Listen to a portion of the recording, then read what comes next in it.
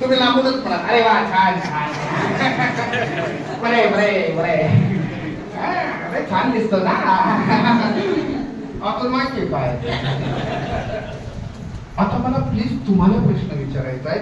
जेव्हा आपण आपल्या घरामध्ये असतो बरेचसे जण काहीतरी व्यवसाय किंवा तुमचा काहीतरी शेतीचा व्यवसाय असेल दुकान असेल काही तिथं जात असतील काही ज्येष्ठ घरीच आहेत नो प्रॉब्लेम मी अशा काही ज्येष्ठांना भेटलो आणि त्यांच्याशी चर्चा केली कस काय बाबा कस काय आई बरं आहे का बरं आहे पण त्यांचा तो फिजिकली तो अवतार काही ठीक नव्हता ते दुसऱ्या बाळासारखंच होतं जरा मी त्यांना विचारलं दादा अंघोळ केली का नाही कोण जायचं आपल्याला कशाला रोजच्या रोज आंघोळ काय होतं एकच बसायचं दोन तुकडं कापलं गेलं राहिलं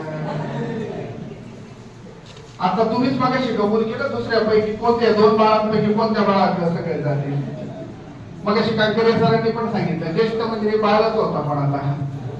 आणि आपण वय पण कमी करून घेतले सुरुवातीला त्यामुळे पहिली गोष्ट लक्षात ठेवा स्वतःवर प्रेम करायला शिकायला स्वतःवर प्रेम करणं म्हणजे हे की पहिलं शारीरिक स्वच्छता असं भारी राहायला पाहिजे तुमच्या म्हणजे किती जणांच्या घरी पर्सनली तुमचा परफ्यूम किंवा इतर आहे क्या बात एका टाळ्या वाजवायच्या सगळ्यांसाठी क्या बात किमान 30 ते 40% लोकांकडे आहे आता तुम्हाला त्याचा काय समज आपल्याला नाही असं फालतू काही चालत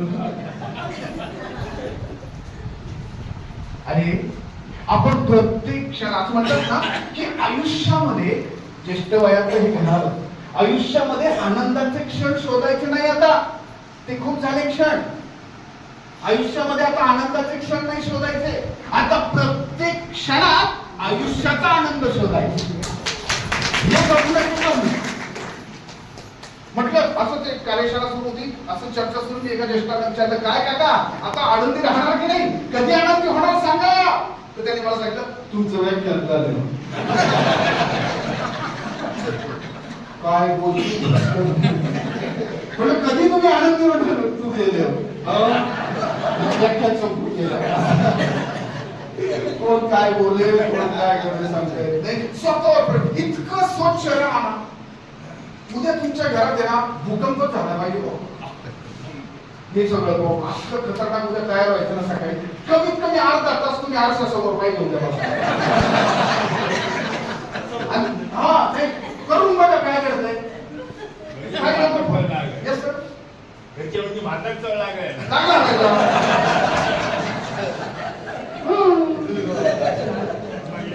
सांगते का आपण चूक करतोय का इतके दिवस हे केलं नाही ते आता पाहते त्याच्यामुळेच भूकंप बनतोय पण ते नेहमी 2-4 दिवस पाहते मग ते कळते काहीतरी कॉलेजला गेलते मला वाटतं काहीतरी बाहेरच झालं पण आता सांगितलं तसला काय कार्यक्रम हा पण आपली तत्तर कशी असते माहिती का इथं असलं इथं जायचं इथं आलं तिथं जायचं इथं आलं तिकडं ते फक्त घरचे बघतात नुसतेच मी काय होते काढावर करतात नाही करतात 15 मिनिटं तरी आणि आरशासमोर असं खतरनाक तयार व्हायचं ना आपण पकडून आपलं भाई बाकी आपलं देवदर्शन वगैरे या सगळ्या गोष्टी करतोय देवपूजा वगैरे करतोय मी हात जोडून विनंती करतो आपल्याला सगळ्यांना पायाला स्पर्श करून सांगतो या वयात देवपूजा करताय उत्तम पण आता तुम्ही स्वतः देवत्व प्राप्त झालेला आहात स्वतःची पूजा करायला शिका तोपर्यंत आपण स्वतःची पूजा नाही करत आहोत ना तोपर्यंत एक जग आपली पूजा नाही करणार किती वेळ वाट पाहिजे त्याला म्हणतात स्वतःला पूर्ण म्हणणं शिकणं म्हणजे लोकांना जाऊन नाही सांगितलं मला बोलतो हो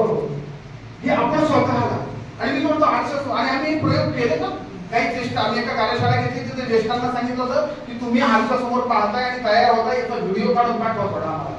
शब्द पाठवले काही आणि त्यांना अजून एक तास दिलं होतं की गप्प बसून आरसा समोर नाही उभं राहायचं मात्र त्याने तिथे रडत होते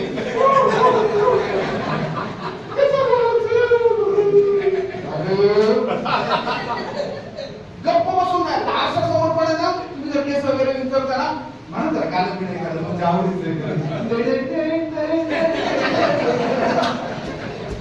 माझ्या आईला सगळ्यांना विनंती करते तुम्ही काय होतं म्हणा गुणगुणा काही हरकत नाही. एक वाक्य नेहमी लक्षात ठेवा, शरीराला त्रास होत असेल ना तर मनावर काम करायचं असतं, आणि मनाला त्रास होत असेल ना तर शरीरावर काम करायचं. त्याच्यासाठी गंमत आहे, डोकं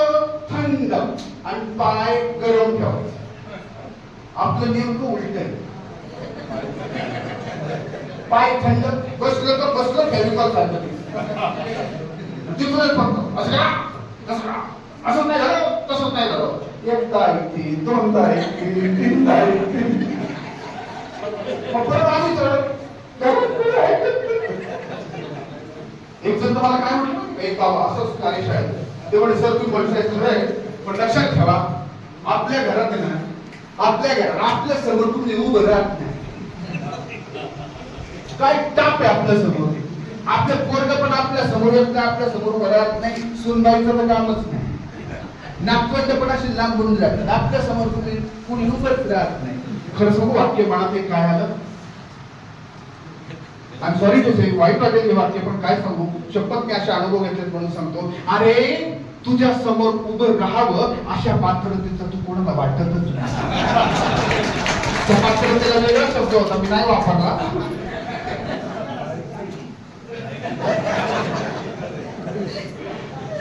असं ते कंसातलं समजणे वाले को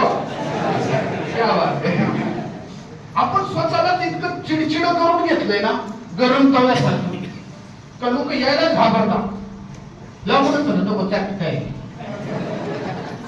आणि त्याचं मेन कारण आपला चेहरा आणि आपले शब्द. अवस्था आलेली आहे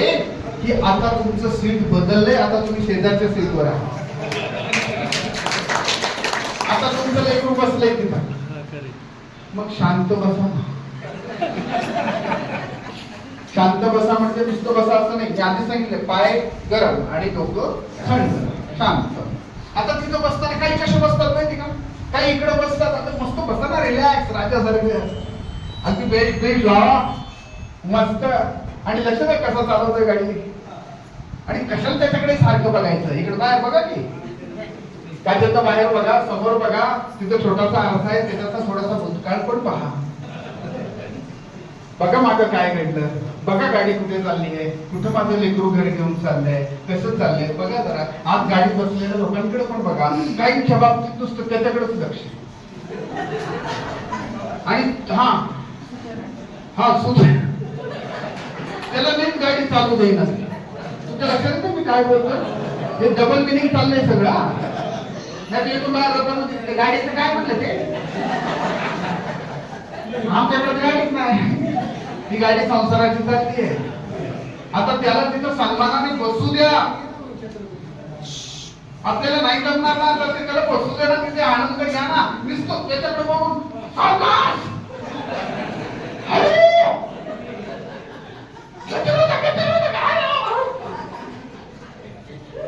त्यांनी जरा गाडी फास्ट चालवली बघा बघा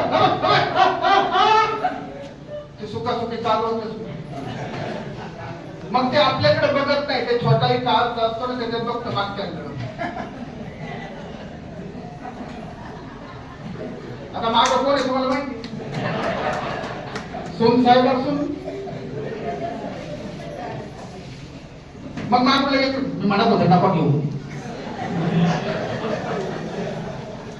माझं ऐकलं कोण नको,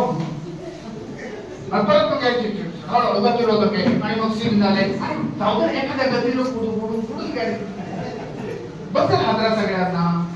त्याच्या हातात कुटुंब दिलंय ना, शिकू देत का त्याला.